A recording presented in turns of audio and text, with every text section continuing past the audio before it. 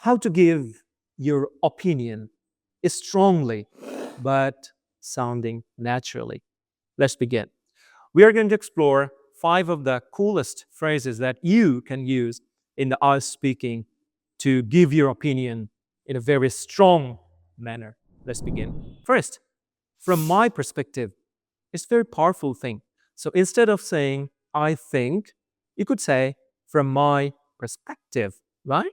People have perspective, right? And you too have perspective as well. So you can say, from my perspective, then take a pause, and then share what you think. For example, you could say, from my perspective, studying abroad opens up many opportunities, right? From my perspective, I mean, this is what I believe.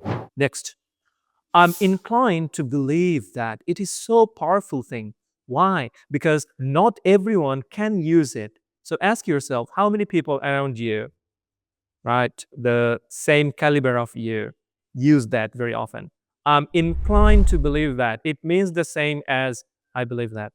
But the word inclined is adding some more weight to it, right? So you could say, I'm inclined to believe that. I'm inclined to believe that. Third, personally speaking. So you are as a person, you are speaking, so you can avoid that thing, that personally speaking. Some people find it kind of redundant, but still you can use it, no problem. You can play it safe. So you could say, personally speaking, public transport is more convenient. Public transport is more convenient. So these are the starting phrases that personally speaking, and whatever you are going to say, just practice it a couple of times, right? Before going to or meeting your examiner on the day. Fourth one, I believe you have heard it so many times. As far as I'm concerned. As far as I'm concerned. So here is the tip. Whenever you are coming up with longer phrases like this one, as far as I'm concerned, like 5 to 6 words, you should give extra time to it so that you don't have any hesitation or you don't need to take any pause delivering this very sentence, right? So as far as I'm concerned, as far as I'm concerned, as far as I'm concerned, and blend it so well. So one word, I mean, each ending of previous word should hand in hand the next word. Okay, so it will make a chain or loop. So it would sound like this, as far as I'm concerned. But if you take pauses too many times saying that as far as I'm concerned, the examiner or whoever the person is listening to you would think that you are not saying it naturally. It is kind of memorized or scripted. Okay, so you could say, as far as I'm concerned, quality matters more than price.